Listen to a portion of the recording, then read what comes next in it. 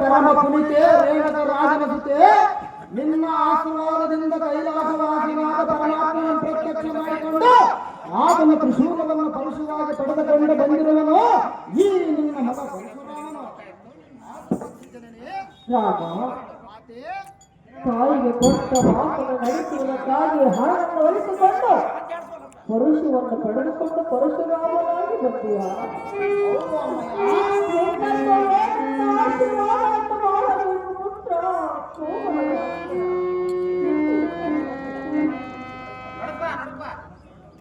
ಅಮ್ಮ, ಏನಿದೆ ನಿನ್ನ ಮಾತಿನಮ್ಮ? ನೀನು ಕಣ್ಣೀರು ಸುರಿಸುವ ಕಾರಣವೇನು? ಈ ನಿನ್ನ ಸುಖನನ್ನು ತಿಳಿಸಬಲ್ಲ ಜನನೇ ಸೌಖ್ಯಮನಾಯನೆ. ರಾಮ, ಏಕಕಾಲಿ ಕಣ್ಣೀರು ಸುರಿಸುತ್ತಿರುವ ಮಾತನ್ನು ಕೇಳಿದೆಯಾ? ಹೌದು ಅಮ್ಮಯ್ಯ. ನನ್ನನ್ನು ಕೇಳುವುದಕ್ಕಿಂತ ನಿನ್ನ ಹೆತ್ತಪ್ಪನನ್ನೇ ಕೇಳಿ, ಆತನೇ ನಿನಗೆ ಉತ್ತರವನ್ನು ನೀಡುವುದು ಕೊಟ್ಟ. ಅಹೋ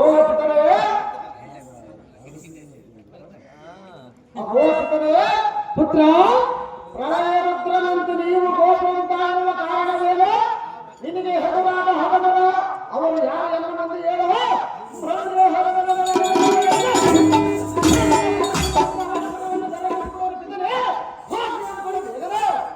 ರಾಮ, ಎನ್ನಾಜ್ಞೆ ಪಾಲಿಸಬೇಕಾದರೆ ದೃಢಮನಸ್ಸಿರಬೇಕು. ಅಹೋ ಜನಕ ಪುತ್ರ, ಗಂಡನೆಯ ಗಂಡಗಲಿ ಈ ಪರಶುರಾಮನ ದೃಢಗಲದಲ್ಲಿ ನಿನಗೆ ಅನುಮಾನದ ತಂದೆ.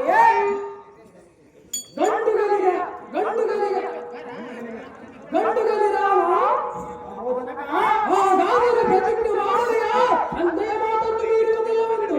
ಅಹೋ ಜನಕ ಬಾಲಕ, 30 ಕೋಟಿ ದೇವತರ ಸಾಕ್ಷಿ, ಸೂರ್ಯ ಚಂದ್ರನ ಸಾಕ್ಷಿ, ಅಷ್ಟ ದಿಕ್ಪಾಲಕರ ಸಾಕ್ಷಿ, ಏನಿಗೆ ಪರಶುರು ಕೊಟ್ಟು ಕಳಿಸಿದ ಆ ಪರಶುರ ಸಾಕ್ಷಿಯಾಗಿ ನಿನ್ನ ಆಜ್ಞೆಯನ್ನು ನಡೆಸಿಕೊಡುವನೆಂದು ಪ್ರತಿಜ್ಞೆ ಮಾಡುವನ ತಂದೆ. ಏನನ್ನ ಮುಂದೆ ಹಾಗಾದರೆ ಈ ಕ್ಷಣವೇ ಅರಗಿರಿ.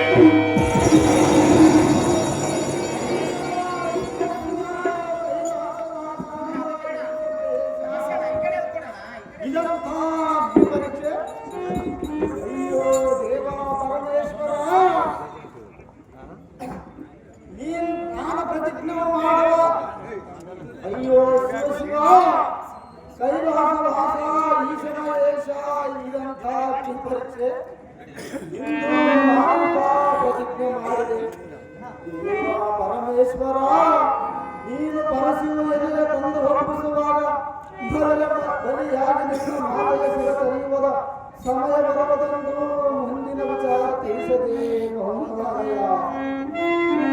ಅವರು ತಾಯಿ ಭೂದೇವಿಯೇ, ಪರರ ಮಾತೆಯ ಶಿರ ಕರೆಯುವ ಸಮಯ ಬರುವುದೆಂದು ಮುಂದಿನ ವಿಚಾರ ತಿಳಿಸದೆ ಮೌನವಾದೆಯ. ಶಿವ ಶಿವ, ಆಕಾಶವೇ, ನಾನು ಪ್ರತಿಜ್ಞೆ ಮಾಡುವ ಮೊದಲು ಬರಸಿಡಿಲ ಬಡದು ಎನ್ನೇಕೆ ಸಾಯಿಸಲಿಲ್ಲ? ಅವರು ಪಾರ್ವತಿನಾಥ, ನೀನು ಹೇಳಿದ ವಾಕ್ಯದಂತೆ ವಚನ ಕೊಡುವ ಮೊದಲು ಆಲೋಚನೆ ಮಾಡಿ ವಚನ ಕೊಡ ಎಂದೆಯಲ್ಲ. ಆ ಅಮರ ಬಾಣಿಯಿಂದ ಸತ್ಯವಾಗಿದ್ದ ಆಯಸಿದ ಕರೆಯುವುದು ಯಾವ ಮಗನಿಂದ ಸಾಧ್ಯ? ನವಮಾಸ ಗರ್ಭದಲ್ಲಿ ಎತ್ತು ಹೊತ್ತು ಸಾಗಿಸುವ ಮಾತೆಯ ಕತ್ತರಿಸುವ ಮಗನ ಮುಟ್ಟಿರುವನೇ. ಅಯ್ಯೋ,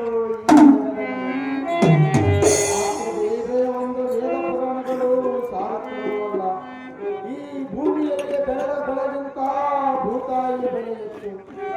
ಒತ್ತ ಭೂಮಿ ಎತ್ತು ತಾಯಿ ಒಂದೇ.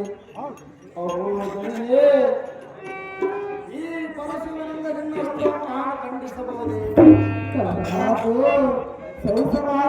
ಸಹಿಸಲಾರು ಎನ್ನಬೇಕು. ಇದಂತ ದುರಂತ ಘಟನೆ ಬಂದೊದಗಿ ಜಗದೊಳಗೆ ಎನ್ನ ಹೆಸರಿಗೆ ಕಳಂಕ ಬರುವಂತಾಗಿತ್ತು. ಅಮ್ಮಯ್ಯ, ನನಗೆ ನೀನೇ ಬದುಕಿ ಮಾಡಬೇಕೆಂದು ಕೆಳಗೆ ಬಂದಿಲ್ಲ ನಿನ್ನ ಹೆತ್ತ ತಾಯಿ.